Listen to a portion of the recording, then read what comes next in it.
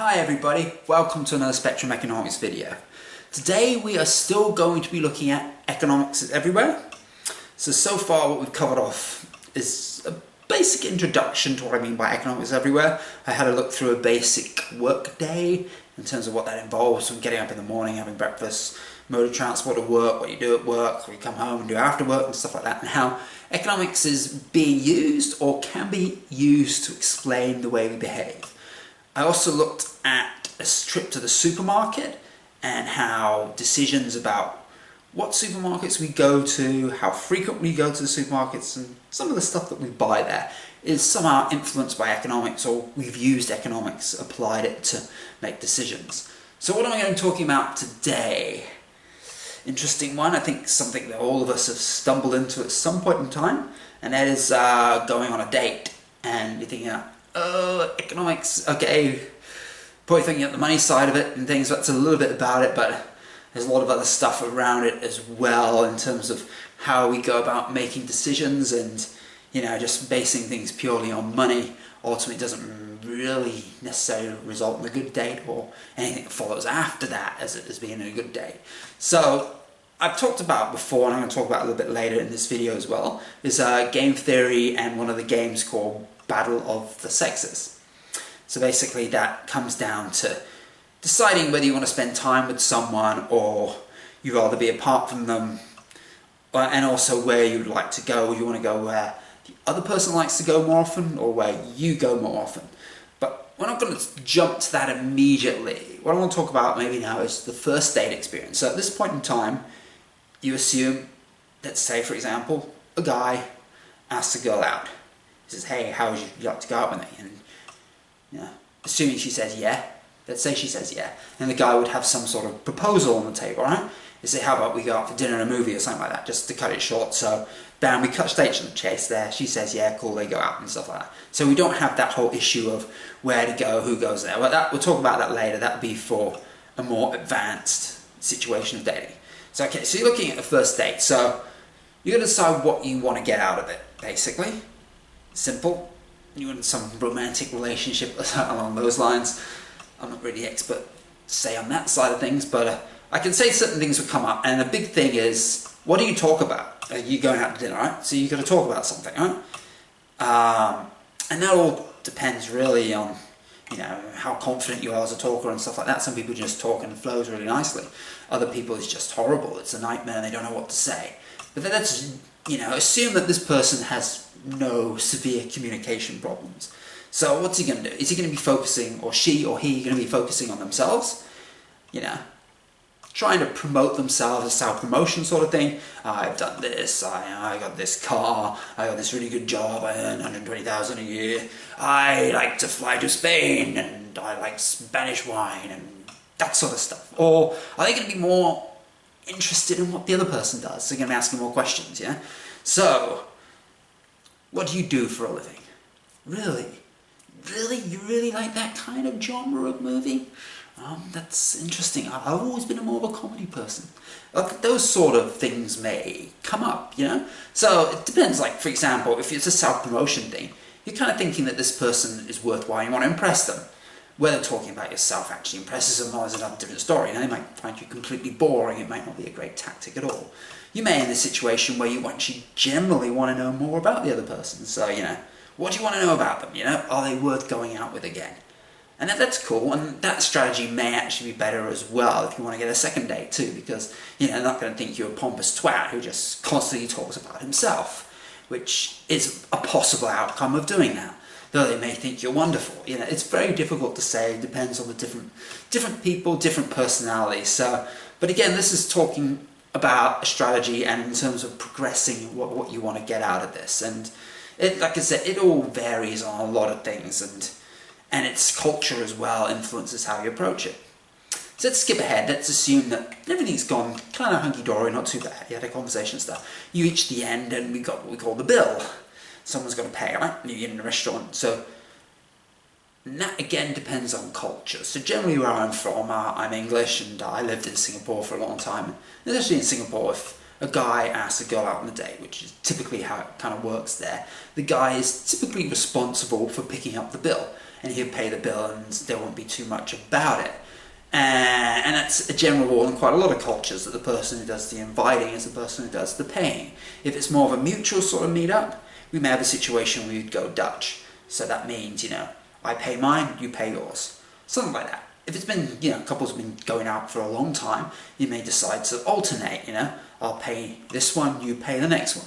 So on the first date thing, like I said, it could very well be the guy paying if the guy's asked the girl out, but it's also possible that the girl asks the guy out. And from my experience, generally the girl doesn't pay for the whole thing. That's just my personal experience. The world is changing, and I talk about equality and stuff like that. There could be women that might be actually willing to pay for the guy. I just haven't encountered that. But I think it's a lot more common that people would actually pay for their own, and that could very well be acceptable way of going about the payment. But however it goes, it could be a potential conflict. If the guy offers to pay everything and the girl's like, wow, you're kind of looking down on me, potentially. Or she might think, wow, he's very chivalrous. He's paying for the whole thing and it's really great. So you kind of don't know on that one, and it's a hard one to call. So what happens, okay, so now we've reached the paying the bill, the end of the date, so what happens next? Do you go home? Or do you want to, extend the date, maybe go somewhere else? Or also, what about that movie we talked about, right? Assuming they go to the movies and have a good time there as well. Then how do they get home? They both drove there, you just go drive back, fair enough. You take public transport, then how does that work? Does he want to be a very chivalrous guy and take her back to her apartment or house, whatever, and then go on his merry way, or you don't do that? And I think a lot of those decisions depends on what you try and get out of it again. There's a strategy involved, and a lot of this so far we're talking about is actual strategy, isn't it? So do you want to be the chivalrous knight and say, hey, I'm going to take you home, blah, blah, blah, I'm not going to let you get murdered in the middle of the night, or you're just going to go on your separate way, or she may not even appreciate that anyway. So it's a difficult one to call. Anyway, okay, so let's have a quick look now at what we call some of the economic concepts involved. So what I mentioned, nope, sorry, I want to take a step back. I've only talked about first dates. Battle of Sexes hasn't come into it yet, has it? Alright, so let's go now to 21st date, for example. So you've been going out for a while, you're happy, you're getting on great. So now you're in a situation where you have to decide where you're going to go. And there's going to be things that she likes, and there's going to be things that you like. There's going to be things that you like together. But who gets their way more often or not? That's an interesting way of going about it. And that's where we have the battle of sexes. So do you go with the girls one most of the time? Do you go with the guys one most of the time? Or do you split it? That really depends on how much one person strongly dislikes the other person's activity. So for example, I really, really dislike the ballet. So try and keep away from that as much as possible. And we'll end up going to some of the other things that we both might like. Possibly stuff that I like more. But if she's not strongly objecting to it, then maybe I can get away with that. Bearing in mind though, it's going to be something I'm going to talk about, repeat the game. That could result in problems down the line. But anyway, so we'll have a look. So that depends really. We'll talk about the battle of the sexes. So do we go to the ballet? Do we go to what I like? Let's say wrestling event. You'll see the old John Cena shirt. The old John Cena fans wrestling event. Only really comes around once a year, so I hardly think that's a problem. I generally prefer the cinema to ballet. I actually don't mind the theatre either. I'm reasonably flexible on those sort of things. But let's just say, for example, you go to the cinema and compared to going to the ballet. Which I don't think really ballet comes around. But anyway, just for just as an example. So do we both go to the ballet? Do we both go to the movie? Or do we go our separate ways and then effectively we don't actually have a date? And that also comes down to how much we value our activity, how much we dislike the other person's activity, and also how much we like each other's company. If we really, really like each other's company, then I might prefer to go to the ballet with that other person than go to the cinema alone. I'd have to really like them a lot. But anyway, that's how that works it out. As you can see in the matrix, how you can get a result on that. We got a matrix, you got the blue, and we got the paint, so the blue represents the guy's choices, the pink represents the girl's choices. And then you can use that using game theory to actually calculate how often you end up going to particular events and stuff like that. So what we got there, I think we got one is football, and I'm not sure what the other one is. But anyway, so an example of how Battle of the Sexes works, and that is one economic concept applied here. What about another economic concept? And that is what we call repeat the game. And this links a little bit to what I mentioned just now with the battle of the sexes. So if one person gets their way too much, the other person's opinion of that person may start to fall. And if their opinion of you starts to fall, then maybe your relationship will die. Game over. You played your strategy wrong. You offended the other person. You weren't respectful of what they wanted, and you lost the game because she's left or he's left. So you've got to bear that in mind as well. So even if you don't like the ballet or you don't like the theatre, I don't mind the theatre, but whatever the case may be, you may want to cave a little bit more. Even if the one-off game seems to work, hey, you get to do what you want, you get to have the great company and stuff like that. If it creates any resentment beyond that, if we call it repeating the game, is a game theory concept as well. And there's ways of doing that, and a tit-for-tat strategy is an interesting one. So, one time you go here, one time you go there, and backwards and forwards type of thing. Could be a way of doing that. Or you could have the Nash Equilibrium, which is a rather bizarre way of mixing things up as well. But anyway, just say for now anyway that a better strategy is, pleasing the other person sometimes and pleasing yourself sometimes as well, to, try and keep this game going. If that's what you want. If that's not what you want and you want to get rid of them, then clearly you'd obviously have a different strategy. Alright, last concept I want to talk about is risk. And that's something that's kind of been talked about indirectly throughout this whole video so far. Everything you do, there's kind of a risk in that. And we talk about the strategies. You talk about the wrong thing. You may offend that person without even knowing it. Even having something like Facebook.